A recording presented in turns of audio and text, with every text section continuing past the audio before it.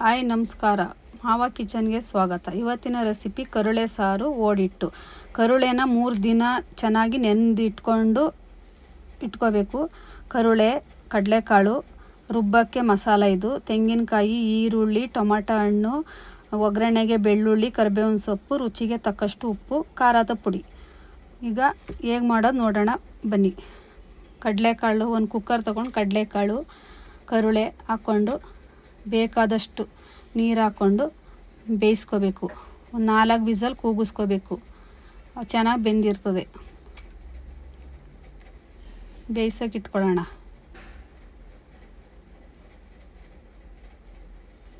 ಮೂರು ವಿಸಲ್ ತಪ್ಪಿದ್ರೆ 4 ವಿಸಲ್ ಕೂಗಿಸ್ಕೊಂಡ್ರೆ ಸಾಕು. ಇವಾಗ ನೋಡಿ ಬೆಂದಿದೆ ಇದು. ಇವಾಗ ಮಸಾಲೆ ರುಬ್ಕೊಳ್ಳೋಣ. ತೆಂಗಿನಕಾಯಿ, 1-2 ಚಿಕ್ಕ ಸೈಜದು ಈರುಳ್ಳಿ, ಒಂದು ಸಣ್ಣ ಟೊಮೊಟೊ ಹಾಕೋಬೇಕು. ತುಂಬ ಹಾಕೊಂಬಿಟ್ರೆ ಹುಳಿ ಆಗ್ಬಿಡ್ತದೆ. ಕರುಳೇನು ಹುಳಿ ಇರ್ತದೆ, ಇದೂ ಆದರೆ ತುಂಬ ಹುಳಿ ಆಗ್ಬಿಡ್ತದೆ. ಮಸಾಲೆ ಪೌಡ್ರು, ತರಕಾರಿ ಸಾಂಬಾರ್ದು ಮನೆಯಲ್ಲೇ ಮಾಡಿರೋದು ಇದು. ತುಂಬ ಚೆನ್ನಾಗಿರುತ್ತೆ. ಈಗ ರುಬ್ಕೊಳ್ಳೋಣ. ಸಣ್ಣಕ್ಕೆ ರುಬ್ಕೋಬೇಕು. ನೋಡಿ ಈಗ ರುಬ್ಬಾಯಿತು. ಈಗ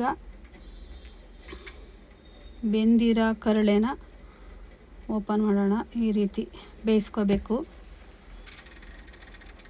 ಇದಕ್ಕೆ ರುಬ್ಬಿರೋಂಥ ಮಸಾಲೆನ ಹಾಕೋಬೇಕು. ದಪ್ಪದಾಗಾರು ಕಟ್ ಮಾಡ್ಕೋಬೋದು. ಇದನ್ನು ಈ ರೀತಿ ಸಣ್ಣ ಸಣ್ಣದಾಗಾರು ಮಾಡ್ಕೋಬೋದು. ನಮ್ಗೆ ಎಷ್ಟು ಬೇಕು. ಇದು ಸಾಂಬಾರು ಥರನೇ ಮಾಡಿರೋದು. ನಾವು ಪಲ್ಯ ಮಾಡಿದ್ರೆ ತುಂಬ ಗಟ್ಟಿಯಾಗಿ ಮಾಡ್ಕೋಬೋದು. ನಮ್ಗೆ ಸ್ವಲ್ಪ ಸಾಂಬಾರಂಗೆ ಇರಬೇಕು ಅಂಥೇಳಿ ಸ್ವಲ್ಪ ತೆಳ್ಳಗೆ ಮಾಡ್ಕೊಂಡಿರೋದು ಇದು. ಇವಾಗ ಚೆನ್ನಾಗಿ ಬೇಯಿಸ್ಕೊಳ್ಳೋಣ.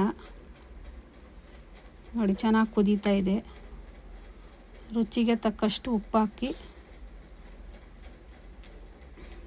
ಚೆನ್ನಾಗಿ ಕುದೀತಾ ಇದೆ. ಈ ಥರ ಇದ್ದರೆ ಸಾಕು. ಒಬ್ಬೊಬ್ಬರು ಒಂದೊಂದು ಥರ ಶೈಲಿಲಿ ಮಾಡ್ತಾರೆ. ನಾವು ಈ ಥರನೇ ಮಾಡೋದು ಕರುಳೆನ.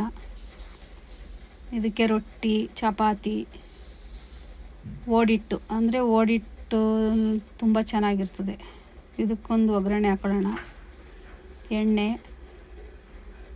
ಕಾದ್ಮೇಲೆ ಸಾಸಿವೆ,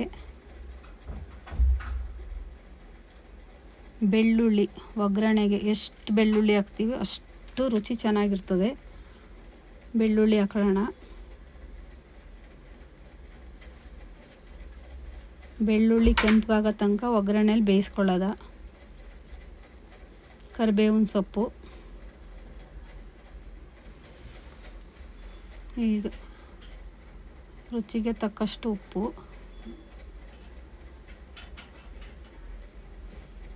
ಚೆನ್ನಾಗಿರುತ್ತೆ. ಒಳ್ಳೆ ಮಳೆಗಾಲದಲ್ಲೇ ಸಿಗೋಂಥ ಪದಾರ್ಥ ಇದು. ಯಾವಾಗಲೂ ಸಿಗಲ್ಲ. ವರ್ಷಕ್ಕೊಂದ್ಸತಿನಾದರೂ ಇದನ್ನ ತಿನ್ನಬೇಕು. ತುಂಬ ಚೆನ್ನಾಗಿರ್ತದೆ. ನಿಮ್ಮ ಮನೇಲಿ ಒಂದ್ಸಲ ಟ್ರೈ ಮಾಡಿ ನೋಡಿ. ಈ ಥರ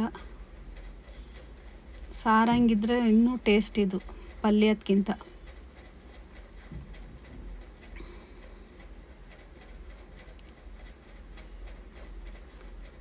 ಇವಾಗ ಒಗ್ಗರಣೆ ತೊಗೊಂಡಿದ್ವಲ್ಲ ಅದನ್ನ ಇದಕ್ಕೆ ಹಾಕೋದ. ಸೂಪರಾಗಿರೋ ಕರುಳೆ ಸಾರು ರೆಡಿ. ಬಿಸಿ ಇರುವಾಗಲೇ ತಿಂದರೆ ತುಂಬ ಚೆನ್ನಾಗಿರುತ್ತೆ.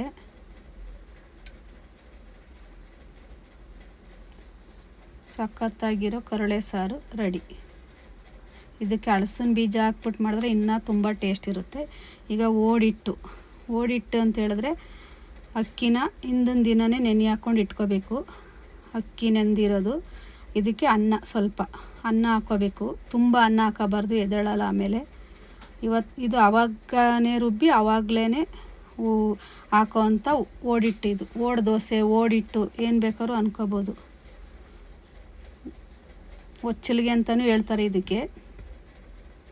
ನೋಡಿ ಆಯಿತು. ಒಂದು ತವ ಕಾಯೋಕ್ಕಿಟ್ಟು ಈಗ ಓಡಿಟ್ಟು ಹಾಕೊಳ್ಳೋಣ.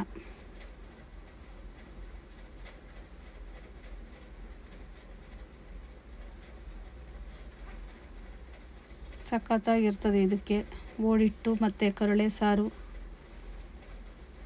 ನಿಮ್ಮ ಮನೇಲಿ ಒಂದು ಸಲ ಈ ಥರ ಟ್ರೈ ಮಾಡಿ. ನಮ್ಮ ಚಾನಲ್ ಹೊಸ್ದಾಗಿ ಶುರು ಮಾಡಿದ್ದೀವಿ, ಸಬ್ಸ್ಕ್ರೈಬ್ ಆಗಿ, ಕಮೆಂಟ್ ಮಾಡಿ.